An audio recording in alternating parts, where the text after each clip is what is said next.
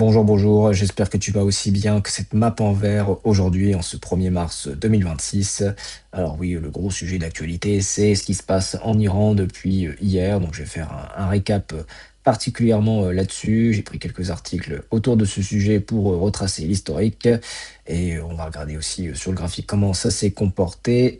Donc là aujourd'hui, on a un marché qui est en fort rebond. On dépasse les 3% de hausse de manière globale. Donc ensuite, sur la semaine voilà, qui s'est écoulée, on a plus de 5% de hausse sur le temps 100 aussi. Donc bon, ça c'est surtout tiré par le projet qu'on voit en gros en vert. Et sur le mois de février qui vient de se terminer, eh ben, étonnamment, on a un top 100 qui est plutôt à l'équilibre.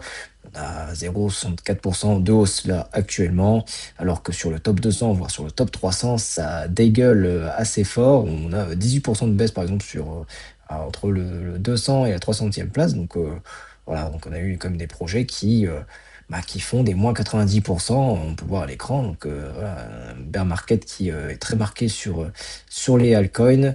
Donc voilà, actuellement, eh ben, c'est le Bitcoin qui résiste le mieux sur les périodes de volatilité à la baisse, donc comme bien souvent.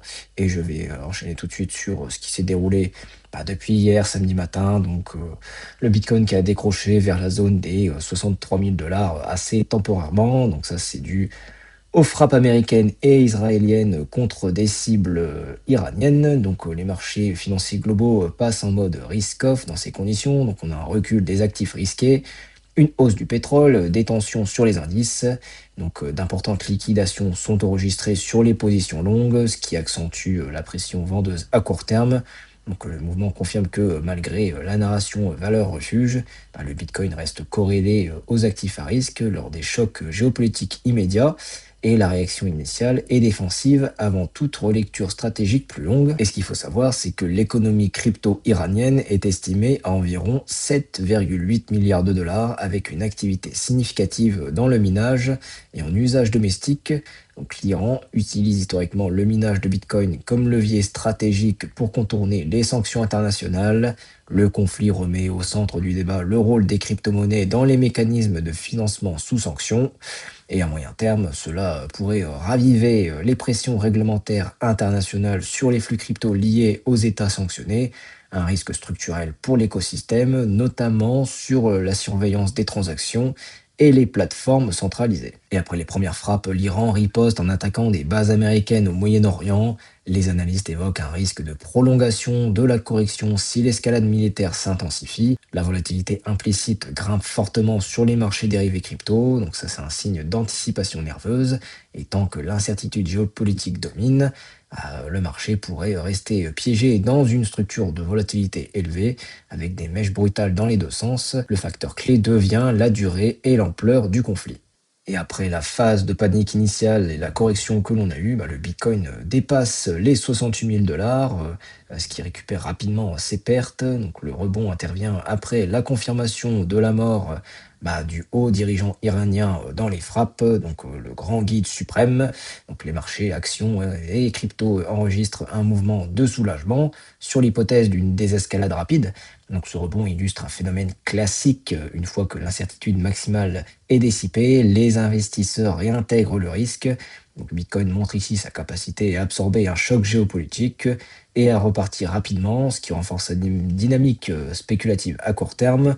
Donc après, il faut voir comment ça va se comporter sur les marchés macro plus traditionnels et classiques, en particulier sur le pétrole, avec le détroit d'Ormuz, si le blocage va se confirmer à plus long terme.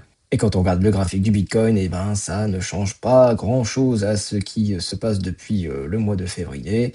On est toujours dans une tendance de latéralisation depuis plusieurs semaines. Et ce qu'on a eu hier, c'est ce qui s'est passé ici. On a eu notre bougie rouge ici le samedi matin et au final, on a fait un rebond qui a dépassé le cours de ce qu'on a eu en début de week-end. Donc là, on est en train de recorriger en ce moment à l'intérieur de notre latéralisation depuis plusieurs semaines. Donc, on est vraiment dans le dur sur le Bitcoin.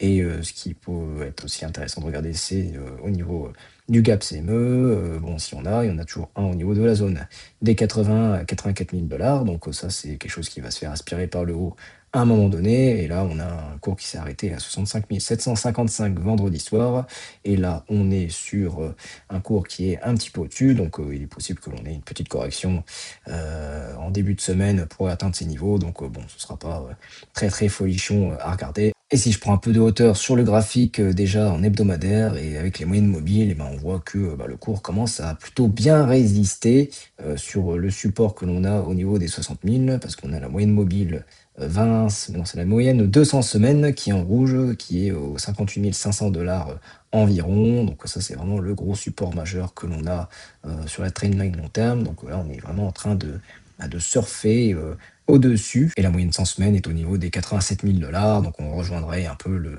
bah, le bear flag que l'on avait, en jaune, ces derniers temps. Donc pour ça, il faudrait qu'on passe, comme je l'ai indiqué, assez souvent dans les précédentes vidéos, les 72 000 donc là, on y est, pas forcément très loin, mais il faudrait des confirmations, oui, sur, bah, les actualités, sur ce qui se passe après, bah, les frappes que l'on a eues et quand on regarde en mensuel et ben, on a eu une grosse, bougie rouge en février et on est, au-dessus de la moyenne, 50, mois, donc voilà, qui est aussi au niveau des 57 500 donc ça vient concorder avec la moyenne, en hebdomadaire, dans cette zone de prix donc c'est vraiment le point dur, en ce moment donc là, on est oui aussi au-dessus, de cela, au niveau du cours, on surfe sur la vague et on a aussi, ben, une résistance vers les, 50 non, les 89 000, bah, 90 000 quasiment, donc qui reviendrait rejoindre aussi, le bear flag que l'on a eu. Donc là, c'est aussi, la grosse résistance à ce niveau. Donc, la zone entre les 58 et les 90 000, c'est vraiment le gros canal,